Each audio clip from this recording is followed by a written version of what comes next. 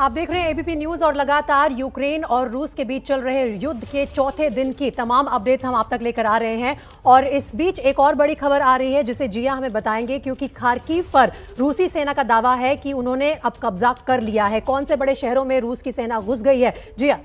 बिल्कुल, तो रूस यूक्रेन युद्ध क्षेत्र से एक बड़ी खबर अपने दर्शकों को हम बता दें। रूस ने दावा किया है कि उसने यूक्रेन के 2 बड़े शहरों पर कब्जा कर लिया है। दर्शकों को लगातार ये बड़ी जानकारी, बड़ी खबर हम दे रहे हैं। बड़े शहरों पर कब्जा कर लिया है रूस ने। यूक्रेन के वो 2 बड़े शहर हैं, आपको हम बड़ी जानकारी दे रहे हैं इस वक्त।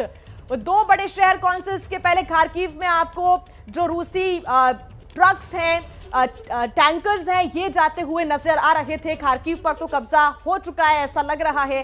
खार्किव के गवर्नर ने भी दावा किया है खार्किव शहर में भारी गोलाबारी अभी हो रही है। वहां के गवर्नर ने यह कहा है खार्किव में रूस की सेना दाखिल हो चुकी है। पूरा प्लान क्या है ये समझना होगा आगे, क्योंकि कीव पर कब्जा करने की कोशिश एक तरफ रूसी सैनिक कर रहे हैं, दूसरी तरफ आसपास के जितने भी इलाके हैं जो 400 से 500 किलोमीटर के दायरे में हैं, वहां पर भी जो रूसी सैनिक हैं वो अपना दबदबा बना चुके हैं। खार्किव में रूस की सेना दाखिल हो चुकी है। और प्रीति, हमें पता है कि खार्किव कीव से लगभग 480 किलोमीटर दूर है, 478 किलोमीटर। जी बिल्कुल, 500 किलोमीटर से भी कम की दूरी है खार्किव और यूक्रेन की राजधानी कीव में। लेकिन खार्किव में जहां रूस की सेना दाखिल हो चुकी है, वहां से कृतिका सिंह हमारे साथ लाइव जुड़ रही हैं। सीधा वॉर जोन का रुख कर लेते हैं। और कृतिका, किस तरह के हालात हैं? आप कब से यहाँ पर बेसमेंट में हैं? ये आपके हॉस्टल की बेसमेंट है, आप बता रहे हैं। हम पिछले 4 दिन से बेसमेंट में, क्योंकि ऊपर लगातार एयर बॉम्बिंग हो रही है। ऊपर लगातार हो रही है, रात में भी हो रही है, सुबह भी हो रही है। हम बाहर भी नहीं निकल सकते, ना हमारे पास पानी है पीने को, ना खाने को। हम एक टाइम खाना खाते हैं। आप लोग कितने स्टूडेंट्स हैं वहां पर इस वक्त, और क्या कुछ भी अप्रोच हुई है आप तक एम्बेसी की तरफ से? इंडियन एम्बेसी हो या आपकी यूनिवर्सिटी ने बताया आगे का रास्ता क्या है? बस हमारे हॉस्टल में 400 to 500 स्टूडेंट्स है। बाकी और भी खार्किव में बहुत सारे स्टूडेंट्स हैं, मेट्रो में भी है और हॉस्टल्स में भी है। कृतिका, कोई भी कांटेक्ट हो पाया इंडियन एम्बेसी से अभी तक? उन्होंने कुछ आश्वासन दिया है आपको? क्या मैम, आप क्या बोल रहे हो? इंडियन एम्बेसी से किसी तरह से कोई कांटेक्ट हो पाया है? कभी बात हो पाई है? नहीं समझ आ रहा है मैम, आपकी आवाज क्लियर नहीं आ रही है। मैं भी, हम लोग बेसमेंट में चले, नेटवर्क प्रॉब्लम हो रहा है, लेकिन हम सुन नहीं पा रहे। आप क्या कह रहे हो? आप क्या कहना चाहते हैं इस वक्त? कुछ ऐसी चीज है जो आप हमें बताना चाहते हैं? आपकी कोई अपील है? आप अपने हालात के बारे में बताइए।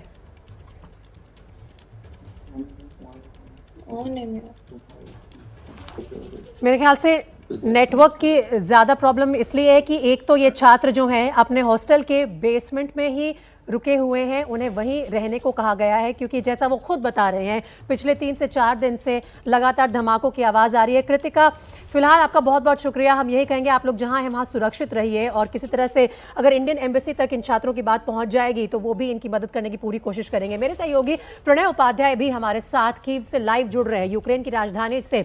और प्रणय, सबसे पहले अपडेट जो आई है वो ये है कि खार्किव में रूसी सेना घुस गई है। क्या इसकी पुष्टि हो पाई है? और खार्किव जो है कीव से महज 478 किलोमीटर दूर है, तो अब कैपिटल भी ज्यादा दूर नहीं है रूसी सेना के लिए। देखिए, कैपिटल तो प्रीति वैसे भी ज़्यादा दूर नहीं है, क्योंकि अलग अलग इलाकों से, अलग अलग तरफ से आक्रमण हुए हैं। खार्किव जो है वो कीव के बाद का दूसरा सबसे बड़ा शहर है यूक्रेन का, तो ऐसे में खार्किव का पर कब्जा होना वो काफ़ी अहमियत रखता है। लेकिन खार्किव जो है वो डॉनबास के इलाके से काफ़ी करीब है, तो जो पूरा रशियन ट्रूप्स वहाँ से आए थे, ख़ासतौर पर डॉनबास के इलाके से, खार्किव उनके निशाने पर था। लेकिन अगर हम कीव की बात करें, जहाँ पर मैं इस समय मौजूद हूँ, मैं आपको सबसे पहले तो ये अपडेट दे दूँ कि अभी स्थिति इतनी तनावपूर्ण है कि हम सब लोगों से कहा गया है कि अगले 24 घंटे तक हम इस इमारत से बाहर नहीं जा सकते हैं। एयर रेड सायरन अब से कुछ देर पहले बजे, तो उसके बाद इस वक्त हम बेसमेंट में मौजूद हैं। वो बेसमेंट जो इस इमारत के लिए एक तरीके से बॉम्ब शेल्टर की तरह तब्दील किया गया है। कई लोगों ने इस बंकर के अंदर, इस बॉम्ब शेल्टर के अंदर पूरी रात बिताई है। रात को भी कई बार एयर अलर्ट सायरन्स बजे। इसके अलावा इमरजेंसी जो फायर अलार्म है वो भी एक्टिवेट किया गया रात को करीब 12 साढ़े 12 बजे के करीब, जिसमें हमें सबको यहाँ पे असेंबल होना पड़ा। बाद में कहा गया कि अब जो है वो इस तरह का थ्रेट नहीं है, इसलिए आप अपने रूम में जा सकते हैं। तो इस तरीके की स्थिति है।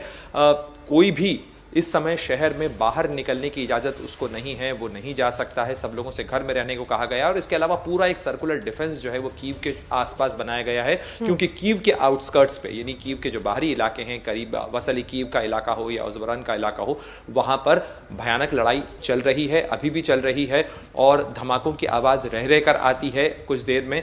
और ऐसे में जो असली चुनौती इसी चीज़ को लेकर है कि क्या कीव अपना किला बचा पाएगा या रूसी सेना आखिर कीव में कब तक दाखिल हो सकती है। जी प्रणय, बहुत बहुत शुक्रिया फिलहाल इस अपडेट के लिए। ग्राउंड जीरो से जोखिम के बीच एबीपी न्यूज़ की टीम मौजूद है और मीडिया को भी यही एडवाइजरी दी गई है कि आप जो बॉम्ब शेल्टर बने हुए हैं बेसमेंट में, उसी में रहिए, और शहर में भी लोगों को बाहर निकलने की इजाज़त नहीं है, क्योंकि अब कहा जा रहा है कि ज़्यादा दूर नहीं है रूसी सेना यूक्रेन की राजधानी से। लगातार ये अपडेट्स महायुद्ध से जुड़ी हुई हम आपको एबीपी न्यूज़ पर देते रहेंगे, और आगे इस युद्ध में क्या होगा, क्या रणनीति है दोनों पक्षों की, इसके बारे में जिक्र करेंगे। बने रहिए हमारे साथ। भारतीय छात्र यूक्रेन के कई बड़े शहरों में फंसे हुए हैं। खार्किव दूसरा बड़ा शहर है यूक्रेन का, जहां पर रूसी सेना ने दावा किया है कि वो घुस गए हैं। वहां पे भी कई छात्र फिलहाल फंसे हुए हैं। लेकिन इस वक्त रुक कर लेते हैं रोमानिया की कैपिटल बुकारेस्ट का, जहां से हमारी संवाददाता पूनम जोशी हमारे साथ लाइव जुड़ रही हैं। और पूनम, आप हमें बताइए कि किस तरह से शेड्यूल दिख रहा है एयर इंडिया की फ्लाइट्स का, कैसे वहां से छात्रों को निकालने के लिए एक के बाद एक फ्लाइट्स का शेड्यूल बना हुआ है? कल काफी सारे भारतीय छात्र जो है इसी एयरपोर्ट रोमानिया की कैपिटल बुकारेस्ट से भेजे गए इंडिया की एयर इंडिया फ्लाइट से। अभी भी मैं यहाँ पर आई हूँ तो यहाँ पर मुझे एयर इंडिया का फ्लाइट शेड्यूल दिख रहा है। एक एयर इंडिया की फ्लाइट AI 1942 दिल्ली के लिए रवाना होने के लिए शेड्यूल्ड है यहाँ के समय 2:30 बजे से, जो कि भारतीय समय 6 बजे 6:30 बजे होगा। तो यहाँ से स्टूडेंट्स जो हैं आज दोबारा भेजे जाएंगे। कई 100 स्टूडेंट्स के आने की जो है संभावना है। कल भी कई 100 स्टूडेंट्स को यहाँ से जो है एयर इंडिया की फ्लाइट से मुंबई रवाना किया गया था। और बुकारेस्ट जो है यहाँ के बॉर्डर से, यूक्रेन के बॉर्डर से काफी नजदीक है। इसी वजह से स्टूडेंट्स को ये रिक्वेस्ट की गई कि वो यहाँ के एयरपोर्ट पर पहुंचे, और यहाँ से जो है इंडियन मिशंस ने उनके जो है भारत जाने का जो है पूरा इंतजाम किया हुआ है। ठीक है पूनम, फिलहाल इस अपडेट के लिए बहुत बहुत शुक्रिया। और ये याद दिला दें कि हवाई रास्ते से यूक्रेन से निकलना इन छात्रों के लिए नामुमकिन हो गया है, इसीलिए सड़क मार्ग से पड़ोसी राज्यों में जा रहे हैं, और वहां से भारत सरकार ने इंतजाम किए हैं कि एयर इंडिया की फ्लाइट्स अरेंज की गई हैं इन छात्रों को निकालने के लिए।